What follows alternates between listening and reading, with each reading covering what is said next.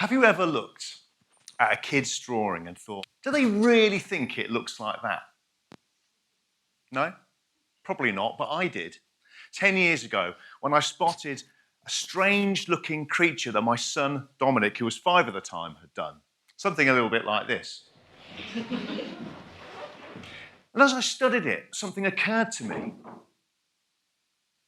Maybe that's exactly what it looks like. Who's to say I'm right and he's wrong? After all, Dominic's Uncle Dan is colourblind. If people can see colours differently, maybe they see shapes differently as well. Maybe, just maybe, kids have been right all along, and it's us, stupid adults, not looking at the world properly. Now, this drawing is of our old cat, Ninja. Ninja was a girl cat. Ninja is now sadly dead. But don't worry, because Ninja still lives on in Dom's drawing. This is a photograph of Ninja when she was alive. And just as a reminder, this is Dom's drawing again of Ninja. Real Ninja. Dom's Ninja. And then I guess based on my hypothesis, maybe this is what Ninja actually looked like. Now, just to be clear, in a world where no one knows what's fake and what's real anymore, I made this in Photoshop. And over the next few months and years, I created loads more of these pictures. First with Dominic's drawings and then with his younger brother Alistair's.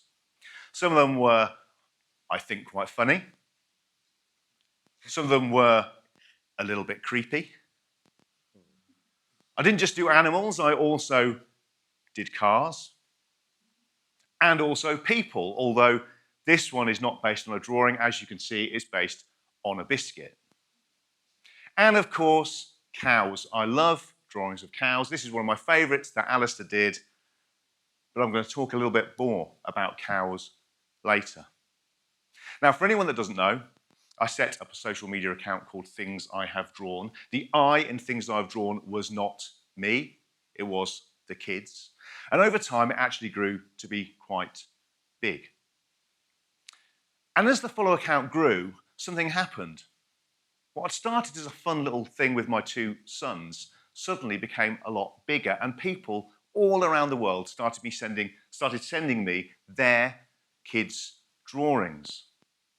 And I thought, you know what, maybe I'm doing something good here. This is fantastic. I really like the fact that people are taking an interest in their kids' drawings, and they're really proud, presumably proud enough of their kids' drawings to send them to me. And who wouldn't be proud of an incredible drawing like this? Thank you to be age 6 at the time. And this has become one of our more famous pictures, what the internet described as a haunts. Now, it was making me feel good. I thought I was doing good in the world. And as I was getting all these pictures, I thought, you know what? There's something going on here. There are people out there who are celebrating their kids' creativity. And I came up with a thought, a statement, almost the purpose that has driven me onwards and the reason why I'm still doing Things I've Drawn now, 10 years later. And it goes back to when I was a kid myself, the son of teachers. My mum was an art teacher and I was a prolific drawer myself. And this is that statement. There is nothing more important to the future of creativity than encouraging our children to draw. Now, creativity is a big word, and I do accept that. And if you're a dance teacher or a music teacher, you might go, whoa, hang on a minute. There's nothing more important to the future of creativity than encouraging our children to, I can't remember what I said, draw, sing, or maybe dance or play an instrument. But I think it's drawing. I think it's about drawing. Drawing is incredibly powerful and universal. The impact of drawing is all around us. From every designed object you see, normal, everyday household items to huge, complex architectural structures, everything almost certainly started life as a drawing. Drawing, well documented this, helps hugely with people's mental health. And of course, drawing is an intrinsic part of our childhood. Drawing helps with kids' fine motor skills, with their cognitive development, with their emotional expression. When a child draws, they're not just producing a picture, they're inventing worlds. They're exploring their own imagination, they're telling stories. So I will say it again, there's nothing more important to the future of creativity than encouraging our children to draw. But, and it's a big but, drawing is under threat. And it's not just under threat because so many kids stop drawing when they get to a certain age. That's always happened. Drawing is something that kids do, they love, but screens are now having a huge impact. Of course, even young kids. Why and how can we steer our children away, even the young ones, away from screens and towards sketchbooks when one is all flashy and exciting and the other one is boring, plain and white? School education is now massively focused on English, maths, science, and the art subjects are in decline. The lack of funding is significant, and of course, this is happening no matter how much incredible teachers across the country are trying to keep it alive. The numbers of kids doing art subjects are going down. And now, of course, we have AI. Now, AI, I think, is changing the way we view art. I think it's homogenizing the visual arts. It's scraping all these brilliant, unique ideas from creatives and turning it into something a little bit kind of meaningless and shallow. But I do accept that AI is incredibly powerful. As a designer, I do use AI a little bit in my work. I think as a designer, resistance to AI is basically futile because it is so good and it does so many amazing things so quickly. But I think AI is reframing how people look at art. They're looking at just the end product. They're not thinking about the incredible process that went into it. I mean, for example, why draw a picture when you can simply just type a few words in and create something in seconds? If you haven't drawn a picture since you were a kid, then you'll have forgotten the incredible freedom of expression, the incredible joy of creating something unique. It's so much about the process, art, so important to it. Now, of course, I know that with things I've drawn, I am only scratching the surface of any of these issues, but I think that just encouraging a handful of kids to pick up a pencil and draw can only be a good thing. Which is why I want to talk about cows. Now, you knew I was going to talk about cows eventually because this talk is called That's Not How You Draw a Cow. Now, spoiler alert, you can draw a cow however you want. This is a cow that Dominic drew once.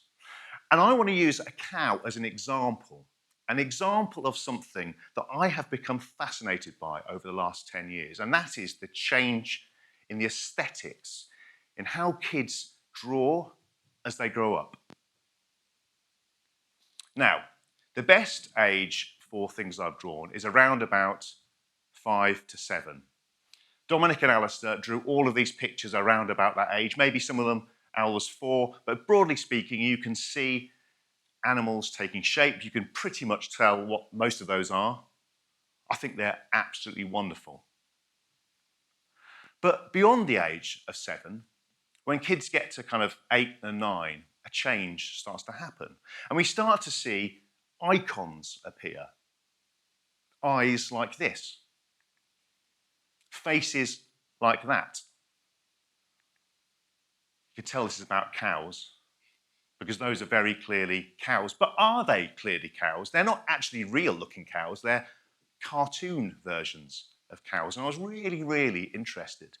So what I did, I went out to some of my friends and followers, and I asked them to provide me with some pictures of cows, and I gathered 100 cows together. Don't worry, I'm not going to show you all of them. I've picked out some of my favourites. Thank you to everybody who contributed. I really, really appreciate it. Because what this showed me was something incredible happening. If we look at the early kids' drawings, from around about 2 and 3, we see these incredible uninhibited scribbles. Aren't they glorious? Get a little bit older, maybe 3 and 4, you start to see shapes emerge. You can see some legs and some heads and some eyes and various things. And then maybe from 3 to 4 to 5, you start seeing things that clearly look like cows. Everyone knows every one of those things on that page is a cow. Later, stories are being told. This one's going moo, that one's giving milk, I think. But then it's this stage, when kids get to around 8 and 9. Now, for some kids, this kind of realism stage, some people say pre-realism, but at this stage, you can tell these kids love drawing. You can tell they've practiced a lot, and you can see that these are looking quite like realistic cows. They might have copied these from the internet, but they've copied them from photos, and that's okay. But for other kids, it's at this stage where their inhibitions start to show. They start to be influenced by a new aesthetic, an aesthetic they're getting from cartoons, from comic books, from food packaging, and crucially, from an ever-growing number of how-to-draw videos on social media. These how-to-draw videos are teaching kids to create cartoon versions of things. Not all of them. Some of them really don't do this, but many of them do. And actually, if you go onto Google and you type in how to draw a cow, 60% of the first 100 pictures you see in an image search basically are cartoon cows. Even of the other 40%, some of them are very stylized. Go on to AI. Of course, I needed to go on to AI and ask AI, how does a cow look if a 3-year-old has drawn it? So draw a cow like a 3-year-old would, and this is apparently how a 3-year-old draws a cow. Now, we all know that that is not how a 3-year-old draws a cow. This is how a 3-year-old draws a cow, and that is so much better. Isn't it absolutely brilliant? Now, it's really interesting, I think, because a lot of these how to draw, this content, these videos, all these different things, they kind of take kids on a step-by-step process to get them to draw not something that actually looks like a real animal, but an adult's cartoon version of an animal. And I think this is a bit of a problem. Now, I completely understand why many kids would do this, right? They get to an age where they think, hang on a minute, I'm not as good at drawing as I thought I was. They start to perceive their own limitations in their ability. And they're going to go, well, I can draw a cow that looks really polished and kind of professional. And I'll be praised for it. And rightly so, you know, drawing a cow like that over there, the cartoon cow, is better than not drawing anything at all. And also, I do absolutely accept, completely understand, that a lot of this how to draw content comes from a place of love and is well-meaning. But think about the implications. Think about all those kids who are busy being creative and producing all this amazing stuff. They're going, I can do whatever I want. And then suddenly, a seed of doubt is sown. And they're thinking, oh, good, I can do this, I can do this. And then, oh, whoa, hang on a minute. Maybe I need to draw it like that. Do you really think kids would draw pictures like that cartoon cow there if they'd never seen an image like that before? Of course they wouldn't. And also, more importantly, think about what incredible artists they might have become had they continued down their own artistic path and not one defined for them by someone else's style that's not their own. Now, really importantly, think about what this has, the implications this has, the impact this has on kids more generally. Now, I'm going to make a big statement here. Some of you might not buy this, but that's okay. But think about the world we're in today, right now. Think about the society and how social media and even governments are shaping what we're supposed to think. How the loudest voices are the ones telling us who we should be and what we should believe. When we're looking at a future that we have absolutely no idea what's going to happen, even in the short term, we have no idea. Surely in this world, original thinking is absolutely vital. Original thinking is all about choosing your own path, is about basing your decisions on your own understanding, your own views, your own values. Think about how important it is for parents when kids are very young to encourage them to draw things, to create things in their own unique ways. This is all about self-expression. It's so important. Look at these fantastic drawings that these kids have done. I think a lot of these how to draw videos are actually stifling creativity. I think they are doing the opposite of what they intend to do. I think that what they're doing is teaching kids to mimic, not imagine. You thought it was just a picture of a cow. I think it has much bigger implications than that. I think we should be encouraging kids to get out there in the world, to use not only their imagination, but to observe from the real thing. You know, cows, if we're looking at cows, and we are looking at cows today, then you can go to the farm. If you can't get to a farm, there are plenty of pictures on the internet.